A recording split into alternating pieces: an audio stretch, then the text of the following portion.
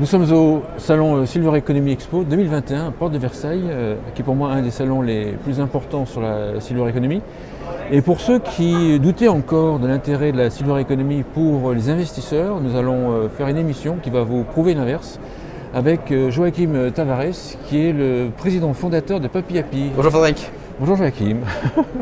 Peut-être présenter Papy Happy pour ceux qui ne connaissent pas encore. Très bien. Papy Happy, c'est très simple. On travaille dans l'accompagnement et le conseil pour les personnes âgées et les aidants sur la recherche de logement. Donc on passe par le site papyhappy.fr qui va référencer et classer toutes solutions de logement, un peu plus de 12 000 solutions en France qui peuvent accueillir une personne âgée. Et à côté de cela, on propose du conseil dans la typologie de logement, sur la recherche d'un logement. On accompagne les gens dans cette recherche, on va leur trouver un logement et ensuite on va les accompagner dans toutes les démarches administratives, dans le déménagement, dans l'aide pour vendre un bien, louer un bien, vendre une voiture, s'occuper d'un animal de compagnie. L'idée, c'est de sécuriser et d'aider les gens, l'aidant et la personne âgée sur ces questions-là. Donc si je suis un aidant et que je me débrouille tout seul, je vais sur ton site et je trouve tout à fait, ouais. Puis après je fais les démarches. Si j'ai un aidant et je n'y arrive pas ou j'ai pas envie de m'occuper de ça, je fais appel à ton service sur mesure. Exactement, ouais. Et on va t'accompagner là où tu veux et en fonction de tes besoins, celui de la personne que tu souhaites accompagner, on te fait une offre clé en main et adaptée à tes besoins. D'accord. Donc l'actualité de cette semaine, la semaine dernière, c'est que tu as levé 1 million d'euros, en plus de ce que tu avais déjà levé. Tu peux nous en parler, comment ça s'est passé? Bien sûr. Comment ça s'est passé? On travaille sur de nombreux projets, toujours dans l'innovation et l'accompagnement des personnes âgées. Et ces projets, on avait besoin effectivement de fonds pour pouvoir développer des outils digitaux et d'autres outils à destination de nos clients.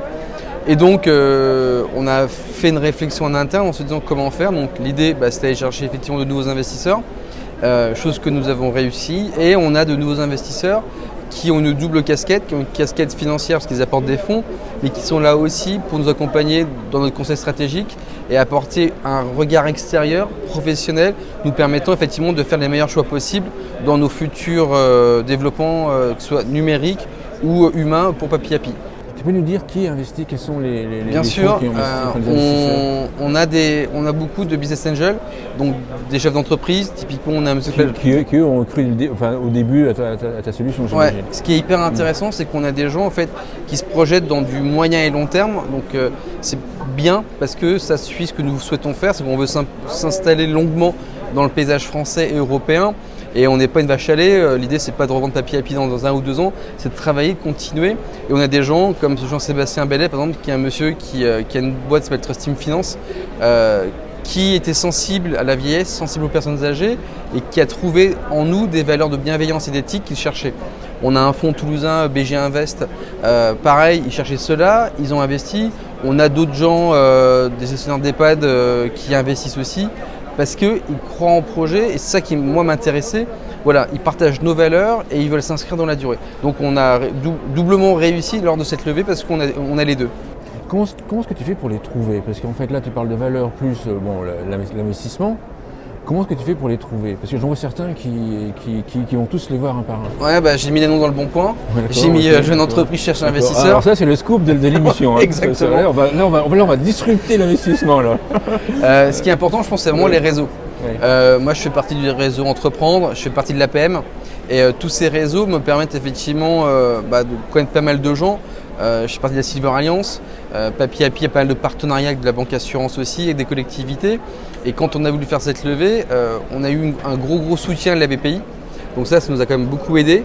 Ce qui nous a permis ensuite d'avoir les bons contacts, les bonnes relations. Et le bouche à oreille a fait que typiquement on a un monsieur qui investit chez nous.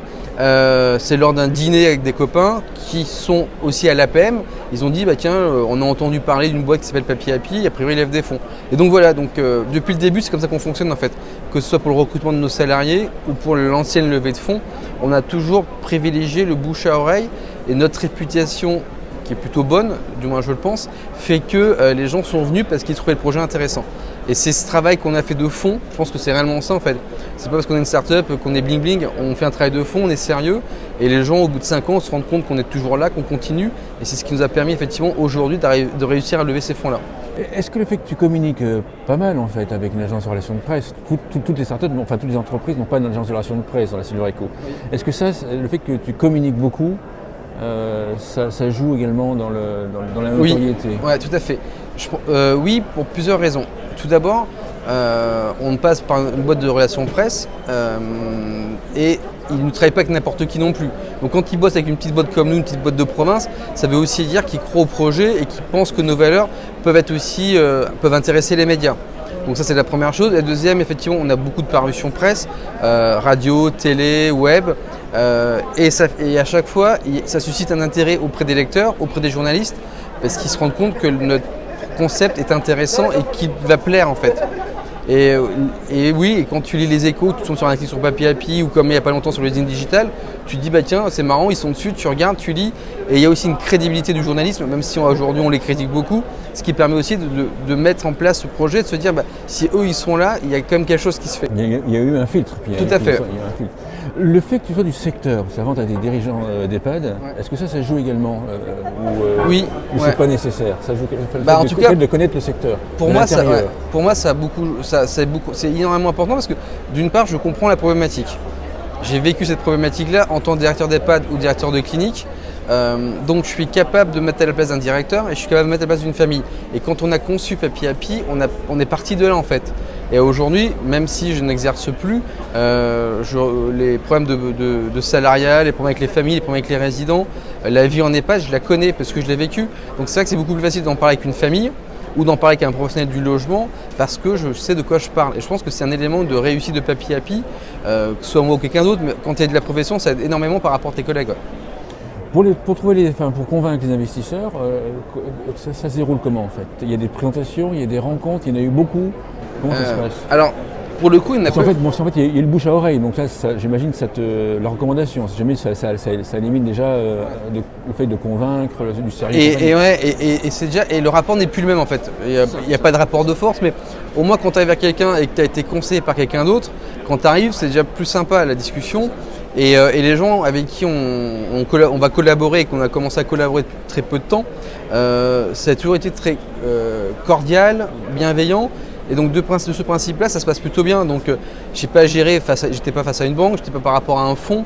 Donc on a échangé plutôt assez rapidement parce qu'au bout de 2-3 entretiens, ils se sont vite positionnés. Parce que je pense que notre travail par rapport à notre BP par exemple a été sérieux par rapport aux éléments, et je pense qu'il y a un truc qui est vachement important, c'est pas de raconter des conneries, et ça je pense que c'est primordial. C'est-à-dire que tes chiffres soient bons ou mauvais, bah, tu montres ce que tu fais réellement, et tu vas pas non plus raconter des BP à 5 ans où tu dis dans 5 ans je ferai 100 millions d'euros de chiffre d'affaires. Si c'est pas crédible, les gens vont se rendre compte du sérieux. Donc je pense qu'on a déjà mené un travail sérieux fait, on a été accompagné par la BPI, par un cabinet, sur notre BP, sur nos prévisions à 5 ans, sur notre plan stratégique, sur l'équipe qui t'accompagne aussi, c'est très important. Et après, je pense que quand tu arrives, tu as un discours qui est honnête, qui est sérieux et qui est aussi modeste, je pense, c'est quand même important. Ça c'est ma question suivante. Est-ce que ton caractère joue dedans? Moi, je te vois comme quelqu'un plutôt d'humain, pas prétentieux, qui tranche quand même avec pas mal de gens de start-up. Ouais, parce que tu me connais pas assez bien, c'est pour ça. C'est ça. Mais est-ce que ça joue en fait? Je pense que oui. Pour le trustable, pour la confiance. Ouais, je pense que c'est très important. Ouais. En tout cas, de ne pas mentir auprès des gens qui t'accompagnent, je pense que c'est très important. Et d'être toi en fait. Moi je suis voilà. C'est clair. Et je pense que c'est rassurant pour les gens aussi d'avoir quelqu'un en face de toi. Et ça joue pour les investisseurs aussi. Ouais, je pense que ouais. Je pense que l'idée. Celui qui a les dents qui traînent par terre, on aurait l'impression que c'est lui qui ramasse la mise, et c'est pas forcément toi. Et en plus on est dans une époque où l'investissement se veut aussi bienveillant. Tu le vois par rapport à tous les fonds d'impact qui sont en train de se créer. On cherche des gens effectivement qui ont pas une mission. Mais avant tout, je suis chef d'entreprise, mais je veux faire quelque chose qui aille dans le bon sens. On peut faire les deux, ouais. Tout à fait, ça j'en suis persuadé. et d'être simple, gentil par exemple. Souvent on parle de la gentillesse au niveau du C'est pour ça que j'ai management. dit humain. Ouais, mais Sympathie, ça peut être mal compris. tout à fait, ouais. Humain, ouais. Mais j'avais bien compris. Mais ce qui est important, je pense, c'est d'être carré. En plus, moi, j'ai débuté dans les travaux publics, donc c'est tout con, mais voilà, quand je travaillais chez Colas, et j'ai appris cette rigueur et ce côté d'être bienveillant par rapport à tes collègues et par rapport aux gens avec qui tu bosses. Et je pense que oui, c'est un élément fort de Papy Happy, parce que c'est des valeurs qu'on a su insuffler à l'entreprise, et les gens qui travaillent pour nous actuellement ont ces valeurs-là. Et là, on recrute du monde, par exemple, qu'on passe du temps parce qu'on veut réellement avoir des gens techniquement compétents, mais qui ont des valeurs humaines.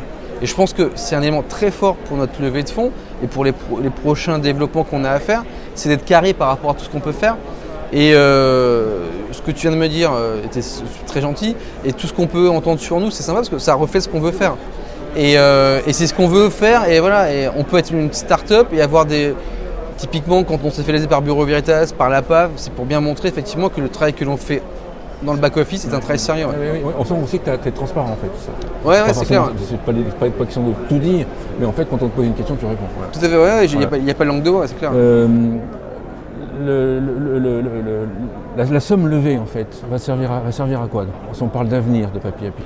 On travaille sur différents projets. On est en train de travailler aujourd'hui sur 2 développements digitaux. Une solution digitale qu'on va proposer à nos clients pros. Donc les pros chez nous, c'est tous les gens qui ont des logements, donc que ce soit des groupes, des particuliers, des associations ou du public. Et on est en train de travailler sur une solution digitale pour nos clients particuliers que nous accompagnons lors de la recherche d'un logement. Donc voilà, c'est des choses qui vont sortir d'ici juin 2022. Et ensuite, on veut continuer à développer l'Espagne. On a fait une pause par rapport au Covid, là on va repartir là-dessus. Et on a toujours notre velléité européenne. Donc on aimerait beaucoup, d'ici le second semestre de l'année prochaine, se déployer dans un autre pays voisin. D'accord. Quel conseil, pour final, que tu donnerais au secteur de la silver economy qui voudrait lever des fonds? À part tout ce qu'on a déjà dit, mais si tu peux peut-être les résumer ou en dire d'autres. Ouais, je pense que ce qui est très important, c'est d'être fier de ce que l'on fait et d'être capable d'avoir une vision, je dirais une vision objective de l'avenir et réelle. Et je pense que des fois, on perd un peu pied. On le voit un peu moins maintenant, mais quand on voit effectivement, on a vu des grosses levées pour des boîtes qui étaient des coquilles vides. Et actuellement, je pense que c'est important, c'est de montrer ce qu'on sait faire et d'être bien structuré. Parce que c'est bien beau de créer sa boîte, mais si dedans tu n'es pas structuré, tu n'y arrives pas. Et je pense que c'est la première chose à faire et c'est peut-être la clé de la réussite. Nous on le voit, ça fait 5 ans qu'on fait ce salon, qui pour moi aussi est un des meilleurs salons à faire en termes de Silver Eco. Et en fait, il y en a plein, il n'y a plus de boîtes qui ne sont plus là parce qu'elles ont fermé. Et quand tu réfléchis un petit peu, tu te rends compte qu'effectivement, peut-être que le concept n'avait peut-être pas assez bien travaillé. Et je pense qu'il y a ce travail en amont qui est très important à faire pour ensuite pouvoir le commercialiser. Donc peut-être un conseil qui serait effectivement bon à prendre. Super. Merci Joachim Tavares. Merci Frédéric. Je rappelle que tu es président fondateur de Papy Happy. À bientôt. Voilà. Merci.